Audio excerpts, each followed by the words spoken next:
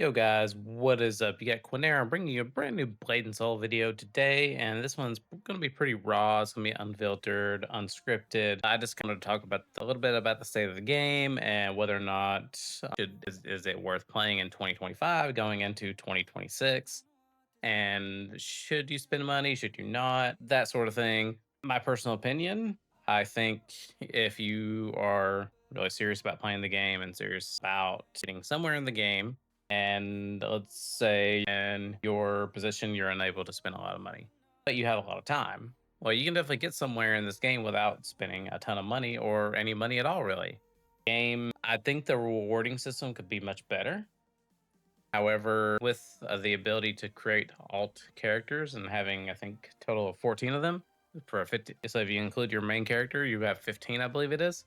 If you're leveling, if you're doing soul boost and you are ranking all of your characters, you're gonna get a lot of seasonal rewards if you're ranking them on in the Demon's Main dungeons. You're gonna get a lot of Hummin coin at the end, especially the higher that you rank those alt characters, and that will reward you with a Hummin coin to be able to buy stuff in the shop that can be bought with Hummin coin. That can help boost your main character more. So the more you do, the more rewards you will get. Thus, meaning you don't have to spend a lot of money. If you have the Hummin coin, you can buy certain event items like RNG boxes. You can get 20 of those per day. So if you have an unlimited amount of Hung Moon coin to be able to spend, not really unlimited, but you know what I mean. You have to just have a lot of it. If you have a lot, you can get a lot of stuff, especially for how long they make the event goes on, and including even if they extend it, that's great because if you have the Hung Moon coin, you can leave more boxes or trove keys or whatever it is that's going on during that time. So definitely, and you can gear it up. I have seen players, just a few, that don't spend a lot of money in the game or didn't spend any at all, or even just bought premium for that matter. Having premium helps out a lot. I would say I think premium could be better.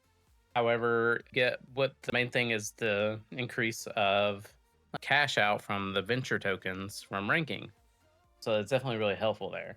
I would say that's probably the best thing about premium. I definitely think it could be better. I would love to see NCSoft maybe reevaluate premium. I don't know if they will, but I would like to see it. Going back to, do I think Blade and Soul is worth playing in 2025 and going on into 2026?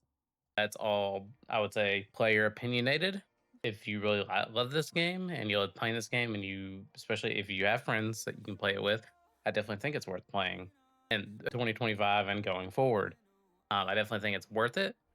It's just, there's many other games that have pay to win aspects. I would say this game is definitely could be very pay to win, especially on the in game content due to the DPS requirements and the dungeons.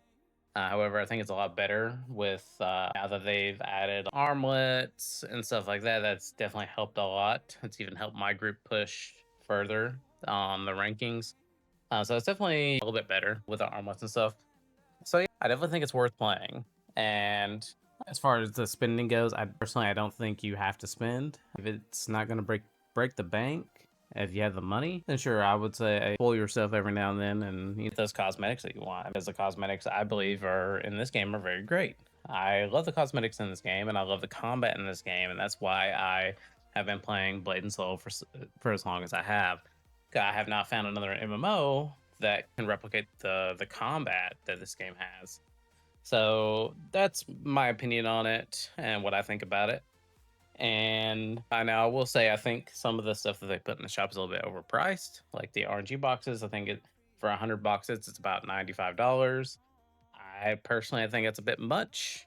I think I don't exactly know a price, but I would like to see it lower than 95. I feel like nearly $1 a box is kind of crazy. It's about almost there. It's almost $1 a box. If you think about it. So I think it's a little bit much, to be honest. Some other things that they put in the shops that seem a little bit overpriced. I don't know exactly if the NCAA team is set those prices or if it's Korea that sets them. However, I just think it's a little bit up there. I definitely like now that our NCAA team, they've been doing costume rotations in the shop, which is awesome. I just wish that they would go more with the suggestions from the community more than they have been. I don't know exactly where they're getting the data that they get to the outfits that they do put in there. Some of the outfits that players have just suggested have gotten in there. Some haven't. I saw, like I said, I'm not sure some of the data because there's some outfits I'm just like, who asked for this? But again, that's just my opinion. Everyone has their own opinions, especially when it comes to the outfits in the game. So maybe someone did request it, and maybe the NCA team did listen. I'm not gonna say 100% sure that I know or not, but I like the this is what they have done though. We really needed an outfit rotation. I wish there was more suggestions being used. Would love to see that. I think they would see a great increase in sales, especially if they did more costume rotations, or if they use more suggestions. I think they would see a larger increase of sales. I'm not really a sales guy, but that's just how I view it.